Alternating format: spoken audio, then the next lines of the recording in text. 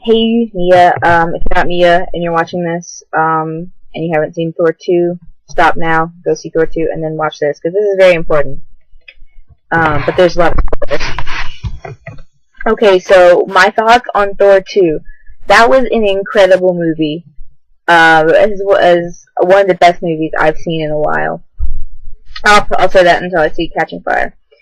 But anyway, so we get there and Shai's like, "You're gonna cry at Loki's death," and I'm like, well, she didn't say that. She's like, "But she's like, "You're totally gonna cry." She's talking about the scene with Loki, and you know what?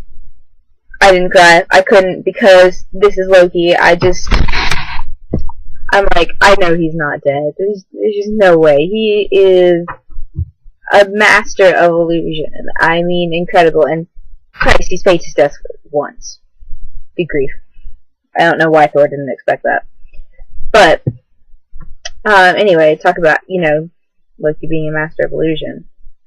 He learned everything from Frigga, which, there's some Norse mythology that refers to Loki learning, he learned his magic from Frigga, and he learned his fighting style from Frigga, which is, they're very true to that in the movie. He fights like Frigga.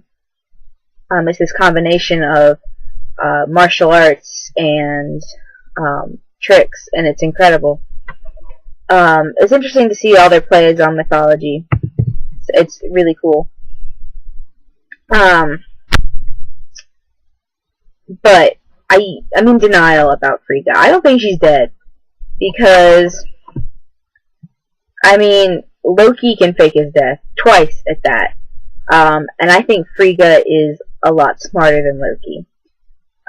So I think she could easily fake her death. I think she could easily fool all of Asgardia. And especially Thor and Odin, which is really all she needs to fool. Because in the first movie, Loki constantly fools Thor. Thor is just kind of incapable of figuring out Loki's tricks. And, I think Odin's the same way as well. So I think Frigga could easily fool the both of them. Not so sure about Thor because... Or, not Thor, I'm sure about Thor. I'm sure she could fool Thor.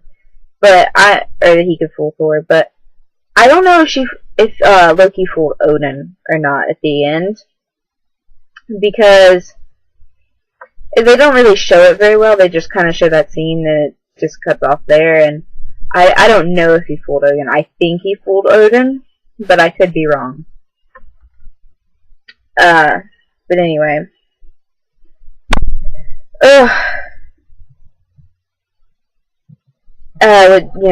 But you talk about why Frigga would fake her death. I think, because she knows Loki and she knows Thor. That's her family. She wants her family together. That's what she does.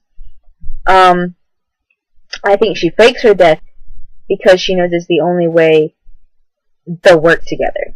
Because she knows, Thor doesn't trust Loki anymore. As much as he wants to and tries to, he doesn't. And I think she knows that Loki would never help him, without a damn good reason, because hella family issues right there. And I don't think that was a problem for her, because I think she can top Loki any day. But talk about Jane Foster in that scene where, she does her illusion with Jane Foster. I don't know if Jane is in on it or not. I don't know if she fooled Jane or Jane's part of her plan. I don't know. I'd love to see how that works out. And she doesn't come back in the end like Loki does. The end you find out, yeah, Loki's alive, little shit. But I think that goes back to because she's smarter than Loki. I think she knows how to bide her time. Which Loki does not. He's on to his next plan. He's on to seizing the throne again because that's what he does. I don't even know if he wants the throne at this point. Not entirely sure what Loki wants.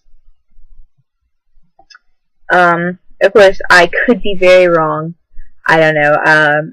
It'll be interesting to see what they do in the third movie, because, let's be real, there's going to be a third movie, because that part where they, go to the collector and hand him the, ether. Ooh, ether's cool. I'll get into ether in a moment. But, so it'll be interesting. Loki had some good one-liners in this movie. I was impressed. It was sassy even for Loki. And, Thor has some damn good friends. Like, Thor can pick his friends. Maybe not his brother, but his friends he can pick. So back to Ether. Ether is incredible. I'm not sure if this is, they chose this word. I'm not sure what it plays into Norse mythology. But I know in Greek history, ether was the perfect element. Back when there was earth and heaven, it was just everything else. Earth was made of 4 imperfect elements: fire, water, air, and earth. Fire, water, and earth, yeah. Those 4 elements, composed everything on earth, and they were imperfect because earth is imperfect. But heaven was made out of ether, which is this perfect element, is their perfect element, and heaven is perfect, so that was what their view was. So interesting to see ether referred to as basically what made everything in the beginning, back when there was just darkness. So, I gotta look up the differences between that, because it'd be interesting to see what the Norse say about ether. I don't know anything except for this movie. And they give it to that collector guy at the end, who seems totes sketchy. I don't know what his gig is yet. Find out in the third again, I guess.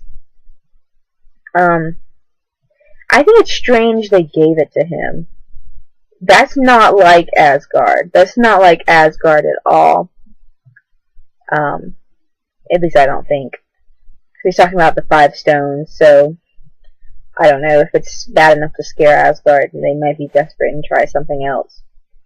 But it's not like that. It's just not like them to trust someone, I don't think. So, which made me wonder if it was Loki that gave it to him. Part of Loki's plan or whatever. But, we'll see. Mythology here is killing me. I just don't know it. I love mythology, and I don't know this one, and I'm very intrigued, because I just don't know. Oh, and the previews for this, there was that one, I think it was actually 47 Ronin. Yeah. Which is interesting, because the main character does not appear to be Asian at all. Ronin, in case you're curious. Here's the Japanese part coming out. Because, of course I know this. Basically samurai, wandering samurai.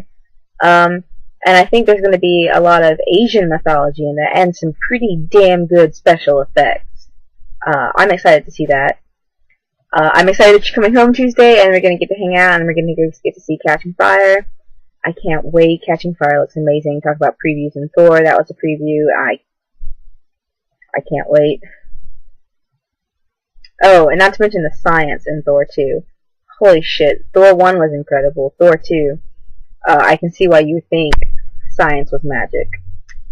But, anyway, I'll try not to let the nerd in me come out too much, even though this whole video could be a testament to that. But, anyway, I get to see you soon, and I'm excited, so have fun. Bye.